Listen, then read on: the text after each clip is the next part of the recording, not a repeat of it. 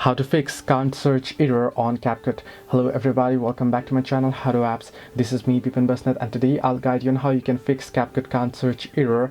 Now the process itself is quite simple. Now if you're not being able to search on CapCut and the search results aren't popping up or there is certain error, then what you want to do is first you want to make sure that you are connected to the proper internet connection. You want to make sure that you are connected to the strong internet connection that's required in order to download on CapCut or search on CapCut. The second thing what you want to do is, if the network connection isn't working, you want to try and switch between your networks. Now all of this is okay, and if your internet connection is right but you are just not being able to search, then you might want to just reset the application. You can head into your device settings, scroll down in the notification bar. At the top right you can see settings option.